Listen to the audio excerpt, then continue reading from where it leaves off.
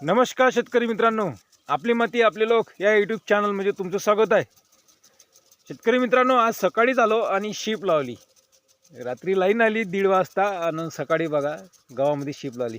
आणि एक माझा प्रश्न आहे शेतकरी मित्रांनो तुम्हाला, आहे बघा, सूर्य निघालेला आहे आणि सूर्यची किरण आपल्या पृथ्वीवर किती मिनिटात येते शेतकरी मित्रांनो?